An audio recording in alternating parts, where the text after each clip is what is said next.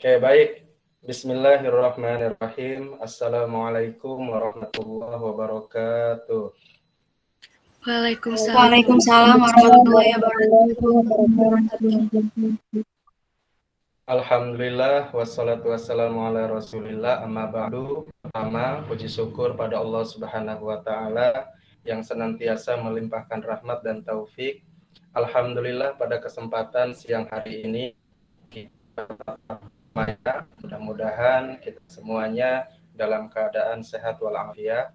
Salawat dan salam semoga tetap tercurah limpahkan kepada junjungan Nabi besar Muhammad sallallahu alaihi wasallam. Apa kabar semuanya? Sehat? Alhamdulillah. Alhamdulillah baik. baik, Pak. Ya, baik.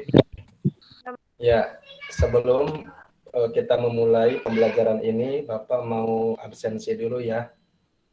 Yang pertama, Agun Gunawan hadir. Hadir, Pak. Yang kedua, Lucy Septiani. Hadir, Pak. Baik. Yang ketiga, Siti Kamelia Turodia. Hadir, Bapak. Oke. Baik, alhamdulillah. Pada hari ini semuanya lengkap. Mahasiswa yang hadir ya, lengkap ya. Tidak ada yang izin dan tidak ada yang sakit. Semuanya lengkap. Alhamdulillah lengkap, Bapak. Oke, baik. Hari ini kita semuanya bisa bertatap maya dalam keadaan sehat walafiat. Pada kesempatan di pertemuan ini, Bapak ingin membahas tentang sumber nilai Islam. Kalau kemarin kita membahas sumber hukum nilai Islam itu tentang Al-Quran, nah yang sekarang kita masuk di pembahasan tentang Al-Hadis, ya. Jadi kemarin Al-Quran, sekarang Al-Hadis. Sebelum Bapak mulai tentang hadis itu apa dan seperti apa nanti, Bapak ingin bertanya, mungkin kalian masih ingat, coba disebutkan kemukjizatan Al-Quran itu apa saja ya? Siapa yang mau jawab? Punten Bapak izin menjawab. Iya, silakan. Izin menjawab. Sebelumnya izin memperkenalkan diri, nama saya Siti Kamelia Turodia dengan NIM 2280200055. Nah, untuk kemukjizatan Al-Quran itu yang pertama, Al-Quran itu kan bebas dari intervensi dan investasi dari manusia, Pak. Jadi sehingga Al-Quran itu kitab yang suci dan sampai sekarang pun belum ada yang sanggup membuat seperti Al-Quran. Seperti itu, Pak. Terima kasih. Baik, terima kasih. Bagus sekali jawabannya. Yang lain, ada yang mau jawab lagi? Iya, punten Bapak izin menambahkan. Mangga.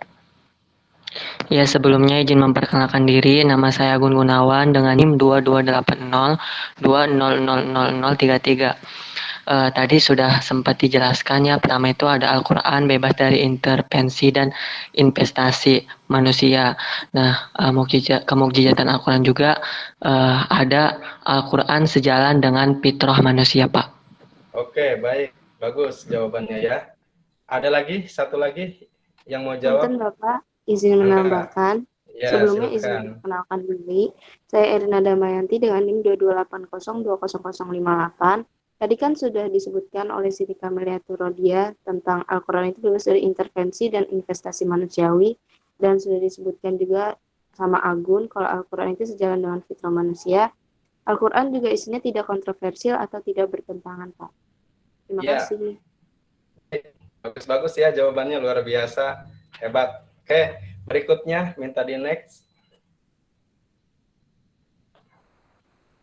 Baik ya, mahasiswa. Jadi pada kesempatan hari ini, Bapak ingin membahas tentang pertama, apa itu pengertian hadis, yang kedua, hadis menurut para ulama, yang ketiga, jenis-jenis hadis dan contohnya, yang keempat, unsur-unsur hadis, dan yang kelima adalah fungsi hadis terhadap Al-Quran. Jadi dari semua ini, maka mahasiswa mampu memahami sumber hukum Islam yang muttafaq. Jadi diharapkan pembelajaran pertemuan kali ini, mahasiswa bisa memahami tentang pengertian hadis, jenis-jenis hadis, unsur-unsur hadis, dan fungsi hadis terhadap Al-Quran. Baik, berikutnya di next. Nah, sekarang apa sih hadis, makna hadis secara etimologi? Kalau kita melihat dari kitab atau buku tentang pembahasan hadis, setidaknya ada beberapa makna yang disebut dengan hadis. Pertama, secara etimologi, hadis itu bermakna jadid, artinya baru. Ya. Kemudian yang kedua, hadis itu bermakna qarib, yang bermakna dekat gitu ya. Dekat secara waktu dan tidak lama. Nah, itu maknanya secara etimologi. Yang ketiga adalah khobar, artinya berita sesuatu yang dipercakapan dan dipindahkan dari seseorang kepada seseorang. Nah, itu kalau kita melihat makna hadis secara etimologi, secara bahasa. Berikutnya, nah, sekarang kita akan menjelaskan tentang hadis menurut para ahli gitu ya. Di sini ada menurut ulama usul fikih, kemudian ada menurut ulama hadis, dan yang ketiga menurut Mahmud Tohan. Nah, ini pengertian hadis.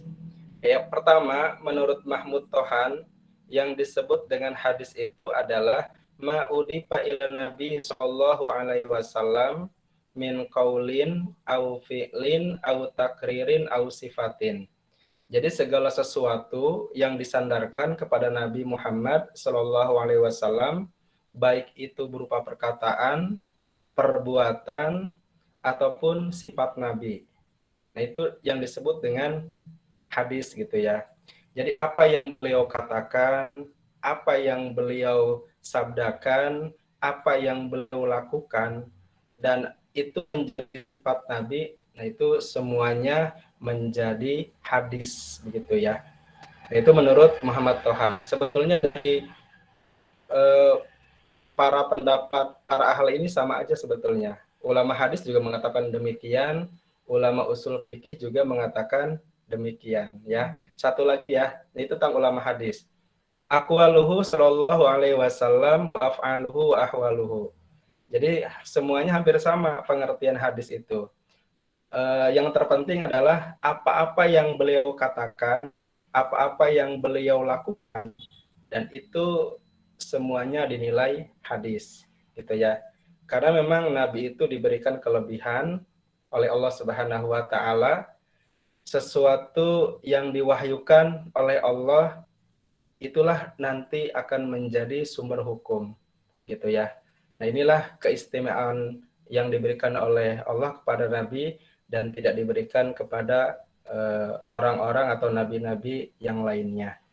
Kira-kira bisa dipahami ya dari pengertian hadis secara etimologi dan terminologi ini, bagaimana bisa dipahami mahasiswa semuanya? Bisa, Pak. Bisa, Pak. Insya Allah bisa, Pak. Selanjutnya,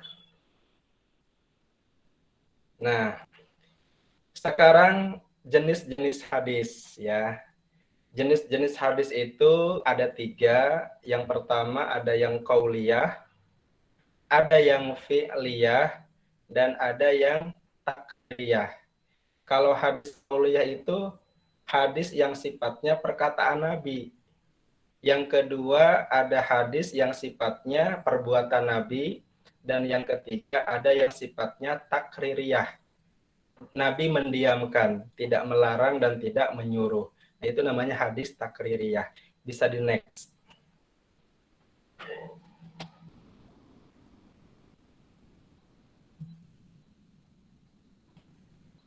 Ya.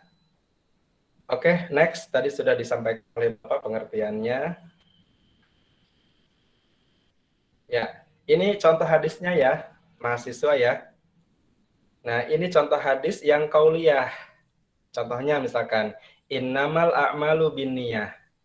Sesungguhnya segala pekerjaan itu diawali dengan niat. Nah, ini sabda Nabi. Jadi Nabi menyatakan tentang masalah niat. Nah, ini semuanya dikeluarkan oleh ucapan Nabi. Baik yang sifatnya perintah, sifatnya pernyataan, ataupun sifatnya larangan. gitu ya. Oke. Silakan dari mahasiswa ada yang mau mencontohkan tentang hadis yang qauliyah? Ada yang bisa? Punten Bapak, izin Ya. mencontohkan. Ya, silakan. Mangga, hadis yang qauliyah bagaimana contohnya? Ya, sebelumnya izin memperkenalkan diri. Nama Siti Badiah dengan NIM 2280200034. Izin memberikan contoh hadis qauliyah atau dari perkataan Nabi. Bismillahirrahmanirrahim. An Utsman radhiyallahu anhu an-Nabi sallallahu alaihi wasallam qala khairukum man ta'allamal Qur'ana wa 'allamahu. Yang artinya orang yang paling baik di antara kalian adalah seorang yang belajar Al-Qur'an dan mengajarkannya. Hadis riwayat Al-Bukhari. Terima kasih, Pak. Ya, baik. Luar biasa, hebat. Terima kasih ya. Itu contoh dari hadis qauliyah gitu ya. Nah, sekarang yang hadis fi'liyahnya silahkan di next dulu. Nah, sekarang kita ini masih hadis yang ini ya. Oke, bisa naik lagi yang sekarang hadis yang fi'liyah. Hadis yang fi'liyah itu contohnya ya. Jadi contohnya itu perbuatan Nabi. Jadi Nabi melakukan kemudian dan Nabi mencontohkan. Nah, itu yang disebut dengan hadis fi'liyah. Contohnya ya, shollu kama ra'aitumuni usolli. Salatlah kalian bagaimana kalian melihat saya sholat, itu karena Nabi. Karena Nabi pernah ditanya, wahai Rasulullah, itu bagaimana caranya sholat? Kan sahabat nggak tahu tuh. Lalu kata Nabi, apa yang kalian lihat itu, yaitu sholat.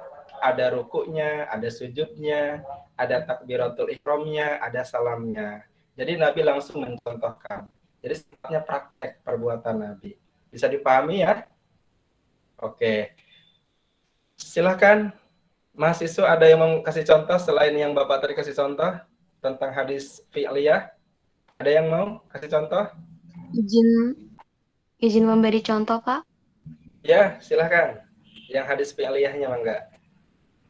Sebelumnya izin memperkenalkan diri, nama saya Fatul Hanifah dengan NIM 228020001. Contohnya itu, Ana Aisyah radhiyallahu anha qalat, kana Rasulullah sallallahu alaihi wasallam yu'jibuhu tayammunu fi tana'ulihi wa tarajjulihi wa tahurihi wa fi sya'nihi kullih. Muttafaq alaih. Yang artinya, dari Siti Aisyah radhiyallahu anha berkata, Rasulullah sallallahu alaihi wasallam membuat heran selalu melakukan dengan mendahulukan sisi kanan di dalam memakai sandalnya, menyisir rambutnya, cara bersucinya, dan di dalam setiap keadaannya. Disepakati kesohihan hadis oleh Imam Bukhari dan Imam Muslim. Cukup, Pak. Ya, baik, bagus sekali. Ada yang lain yang mau kasih contoh tentang hadis fi'liyah? Siapa? Silahkan. Melani, Pak. Oh, silahkan. Mailani, mangga. Sok. Ya, Bapak. Sebelumnya izin memperkenalkan diri, nama Melani Nisa Abdillah, NIM 2280200037. Contoh lainnya yaitu An Aisyah radhiyallahu anhu qalat kana Rasulullah sallallahu alaihi wasallam yagtasilu min arba' minal janabati wa yaumal jumu'ati wa minal hijamati wa min ghuslil mayit. Yang artinya dari Siti Aisyah radhiyallahu anhu berkata, Rasulullah Shallallahu Alaihi Wasallam mandi setelah 4 perkara, yaitu mandi janabah, mandi hari Jumat, mandi setelah bekam, dan mandi setelah memandikan mayit. Hadis riwayat Abu Dawud dan disahihkan oleh Ibnu Uzaimah. Terima kasih, Pak. Ya, baik. Terima kasih. Wah, hebat-hebat nih. Ini semuanya insya Allah ahli hadis semua ya. Baik, terima kasih. Berikutnya, di next. Ya, lanjut di next lagi. Nah, kemudian yang ketiga, kita masuk kepada jenis-jenis hadis yang takririyah ya. Nah, kalau yang takririyah ini maknanya adalah Nabi mendiamkan. Kalau qauliyah Nabi berkata, kalau fi'liyah Nabi melakukan, mencontohkan, tapi yang takririyah ini Nabi mendiamkan. Contohnya misalkan dulu ada peristiwa sahabat Khalid bin Walid menghidangkan dob itu daging biawak ya, dulu pada masa Nabi. Nah, ketika Khalid bin Walid ini kemudian menghidangkan biawak, Nabi itu cuma lihat, ya. lihat, tidak memerintah, tidak melarang. Ya, cuma Nabi bilang gini, walakinnahu laisa fi ardi qaumi kulu fa innahu halalun. Nah, ketika para sahabat semuanya memakan daging biawak itu ya. Nabi tidak suka, Nabi tidak makan karena memang Nabi itu ya mungkin beliau tidak suka, tapi ketika melihat para sahabatnya itu makan, artinya Nabi mendiamkan saja. Nah, ini memberikan pemahaman kepada kita bahwa daging biawak itu hukumnya adalah halal, gitu ya. Nabi tidak menyuruh, Nabi tidak melarang, Nabi hanya melihat tindakan para sahabat yang sedang memakan daging biawak. Sehingga disimpulkan bahwa hukum memakan daging biawak itu adalah halal. Nah, ini berdasarkan hadis takririyah Nabi, gitu ya. Paham ya semuanya ya? Oke, selanjutnya di next. Nah, sekarang teman-teman kita masuk ke unsur-unsur hadis. Ya, unsur hadis itu ada 3.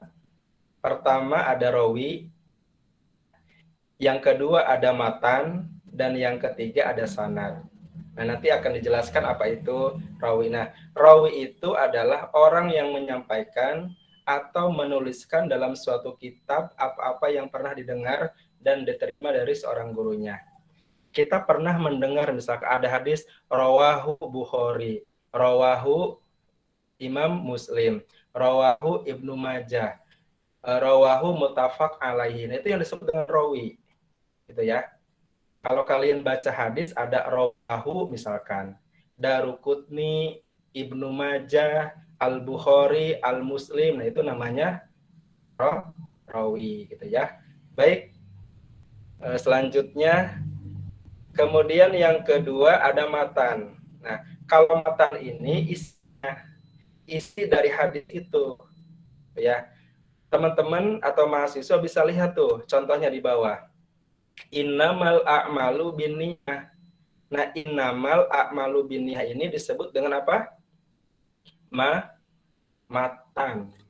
Matan apa? Matan itu apa? Matan itu isi hadisnya. Redaksi hadisnya. Paham ya? Oke, berikutnya. Yang ketiga ada sanad. Nah, sanad itu kayak gini. Contohnya nih. Langsung ke contohnya aja ke bawah. Di next lagi. Biar paham gitu. Ya, silahkan. Nah, an Abi Mas'udin Uqbata bin Amrin Al-Ansori Al-Badri. Nah, ini namanya apa? Ini namanya apa? Sanad ini namanya. Ya. Jadi nanti kalau kalian membaca hadis ada an Abi Hurairah, an Aisyah, an Ibni Mas'udin. Ini namanya dengan rawi. Ya, paham ya? Ada matan, matan itu isi hadisnya, rawi itu periwayat hadisnya, sanad itu yang menghantarkan hadis itu sampai pada Rasulullah. Bisa dipahami ya? Oke, baik, gampang kok ya. Berikutnya, nah, sekarang kita masuk ke fungsi hadis terhadap Al-Quran. Silakan di next. Yang pertama ada bayan takrir, yang kedua ada bayan tafsir, yang ketiga ada bayan tasri, dan yang keempat ada bayan nasah. Gitu ya. Oke, akan kita jelaskan. Pertama, bayan takrir. Bisa dibacakan? Silakan Teh Siti Badiah. Apa itu bayan takrir di bawahnya? Silakan dibacakan pengertiannya.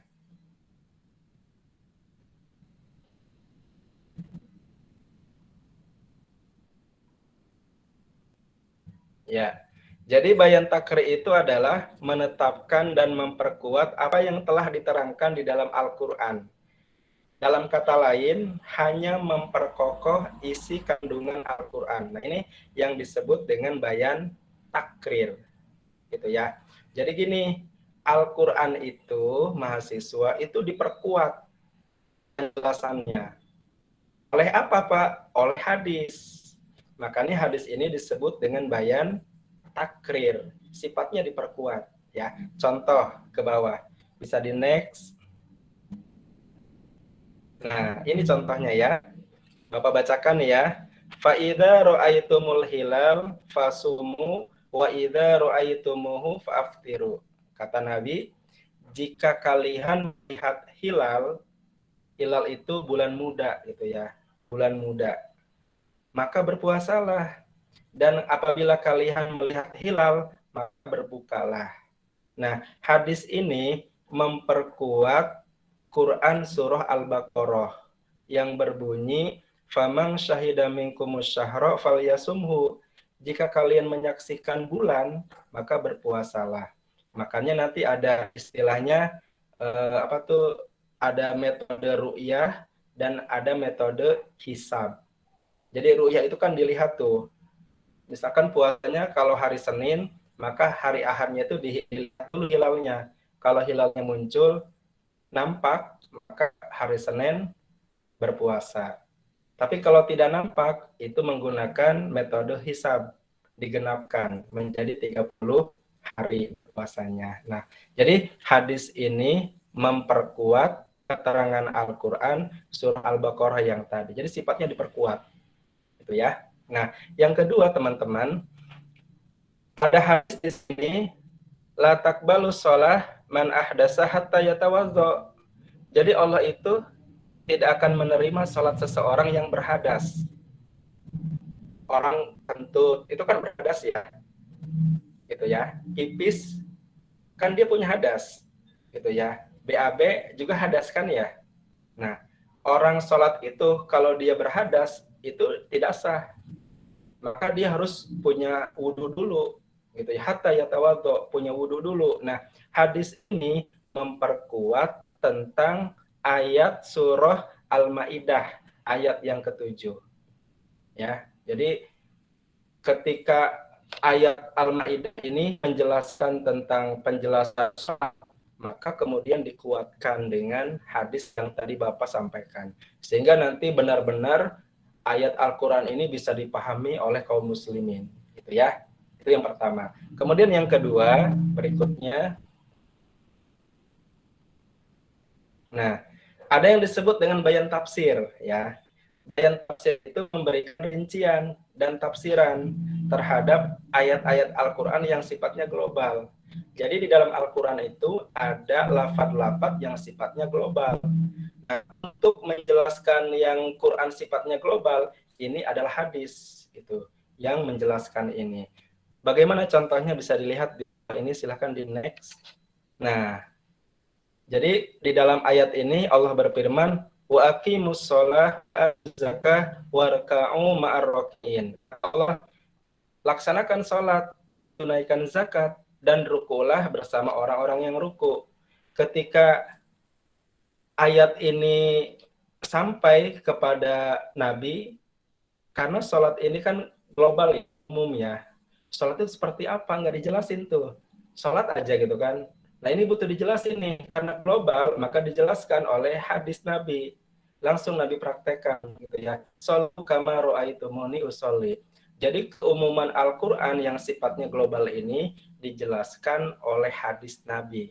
Sehingga kaum muslimin bisa paham, oh sholat seperti ini, oh zakat seperti ini, oh haji pelaksanaannya seperti ini. Nah, ini namanya fungsi hadis terhadap Al-Quran, namanya bayan tafsir. Kemudian yang ketiga berikutnya, nah ini bayan tasri ya. Bayan tasri itu mewujudkan suatu hukum atau ajaran-ajaran yang tidak didapati dalam Al-Quran. Atau dalam Al-Quran hanya terdapat pokok-pokok saja. Contohnya di bawah ini, bisa di next. Nah, ini contoh ya. Nah, ini contoh tentang zakat fitrah ya.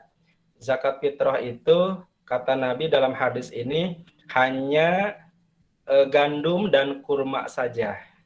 Gitu ya. Memang di dalam Al-Quran belum ada gitu secara menjelaskan tentang zakat fitrah. Namun di sini keberadaan hadis menjelaskan sehingga pemahaman kaum muslimin terhadap zakat fitrah itu bisa dipahami dari hadis yang disampaikan oleh beliau. Kemudian yang terakhir, yang selanjutnya ada bayan nasah.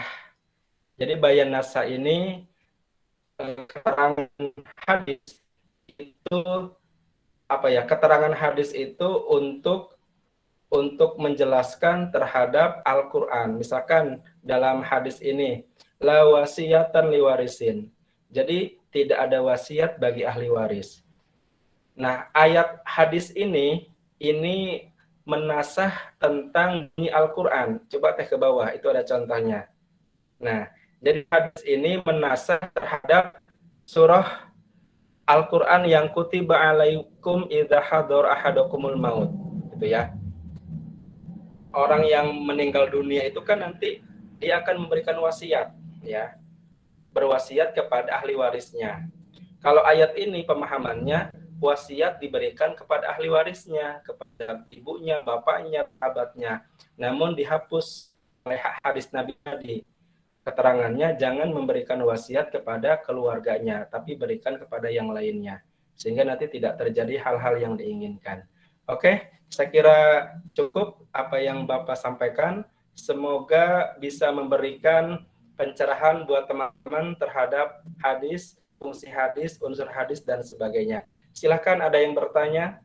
Mangga, silakan siapa yang bertanya? Ya, Assalamualaikum warahmatullahi wabarakatuh. Waalaikumsalam warahmatullahi wabarakatuh. Perkenalkan, saya Lucy Capriani, mahasiswa dengan NIM 2280190019, izin bertanya, Pak. Ya, mangga, apa perbedaan antara Al-Quran dan hadis qudsi, Pak? Terima kasih. Wassalamualaikum warahmatullahi wabarakatuh. Ya, bagus. Wah, ini pertanyaannya luar biasa ini. Ya. Jadi Al-Quran dan hadis itu banyak perbedaannya. Cuman dalam kesempatan ini Bapak hanya menyampaikan 2 saja ya. Yang pertama perbedaannya itu, jadi dalam mazhab Imam Syafi'i ya, Al-Quran itu tidak boleh dipegang dalam keadaan berhadas. Jadi kalau kita punya hadas kecil dan hadas besar itu tidak boleh memegang Al-Quran. Tapi kalau hadis qudsi itu boleh. Ya, boleh dipegang. Nah, yang kedua, membaca Al-Quran itu bersifat pahala. Sedangkan membaca qudsi itu, hadis qudsi itu tidak berpahala. Itu perbedaannya ya, salah satunya. Satu lagi misalkan, hadis qudsi itu tidak dibaca ketika sholat. Sedangkan Al-Quran itu dibaca ketika kita sholat. Nah, itu perbedaannya. Silakan, bisa dipahami ya, Teh Lucy ya? Iya, Pak. Terima kasih, Pak. Ya, silakan. Kalau masih ada, bertanya lagi, mangga. Iya, Bapak, punten izin bertanya. Ya. Ya, sebelumnya perkenalkan saya Siti Susanti dengan NIM 2280200052. Izin bertanya, Pak, adakah syarat khusus untuk menjadi perawi hadis, Pak? Terima kasih. Oh ya, baik. Oke, terima kasih ya yang bertanya. Nah, di dalam hadis itu syarat rawi sangat ketat ya. Pertama dia harus Islam. Ya, yang kedua berakal ya. Kemudian yang ketiga itu dobit.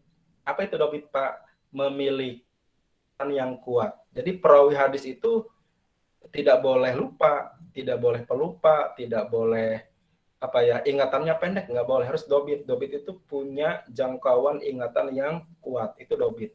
Dan yang keempat harus adil. Adil itu apa? Seorang perawi hadis tidak boleh melakukan dosa, nggak boleh bohong, nggak boleh maksiat, nggak boleh gibah, nggak boleh namimah. Jadi tidak boleh tuh. Makanya perawi hadis itu harus ketat gitu ya, harus benar-benar. Makanya hadis itu menjadi sumber hukum Islam yang kedua setelah Al-Quran. Karena memang syarat perawinya itu ketat sekali. Kalau ada perawi hadis melakukan kebohongan, itu bisa dosa. Makanya syaratnya harus lengkap sekali begitu ya. Saya kira cukup. Bagaimana? Sudah bisa dipahami? Paham ya? Iya. Baik, mudah-mudahan materi ini bisa memberikan pencerahan kepada teman-teman sehingga bisa melaksanakan apa-apa yang beliau contohkan, ya. Apa-apa yang beliau katakan, apa-apa yang beliau lakukan itu menjadi uswatun buat kita semua, dan mudah-mudahan kita termasuk orang-orang yang menjalankan sunnah-sunnah Nabi dengan baik. Cukup kita akhiri, mudah-mudahan semuanya sehat selalu. Salam untuk keluarga. Bapak akhiri, wabila taufiq wal hidayah. Wassalamualaikum warahmatullahi wabarakatuh. Waalaikumsalam warahmatullahi wabarakatuh. Terima kasih Bapak. Ya, sama-sama. Terima kasih. Terima kasih Bapak. Terima kasih, Pak.